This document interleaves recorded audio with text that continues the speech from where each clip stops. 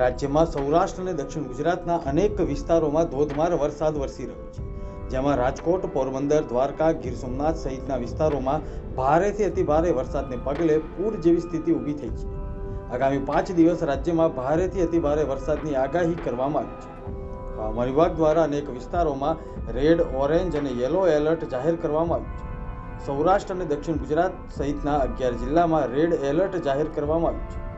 ગીર સોમનાથ, વલસાડ અને નવસારી જિલ્લામાં સતત 2 દિવસ સુધી રેડ એલર્ટ જાહેર કરવામાં આવતા લોકોને સતર્ક રહેવાની સાથે માછીમારોને દરિયો ન ખેડવાની સૂચના પણ આપવામાં આવી છે.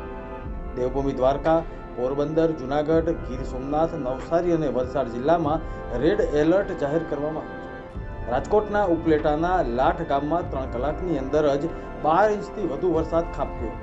અતિભારે વરસાદને પગલે ગામ જાણે બેટમાં ફેરવાયું હોય તેવી સ્થિતિ ઊભી થઈ. સાંજે 6 વાગ્યા સુધીમાં કલ્યાણપુરામાં 11 ઇંચ વરસાદ ખાબક્યો છે, જ્યારે જૂનાગઢના માણાવદરમાં 8 ઇંચ, સુરતમાં 6.5 ઇંચ, જૂનાગઢના વિસાવદરમાં 6 ઇંચ, બારડોલીમાં 6 ઇંચ અને માળિયાહાટીનામાં 5 ઇંચ અને ઉપલેટામાં 4.5 ઇંચ વરસાદ ખાબક્યો. માંડવી, કપરાડા, ગીર ગઢડામાં 4 ઇંચ વરસાદ નોંધાયો છે. કેશોદ, અંકલેશ્વર, સુરત શહેરમાં 3 ઇંચ વરસાદ નોંધાયો છે અને વલસાડમાં 2 ઇંચ વરસાદ ખાબક્યો હતો.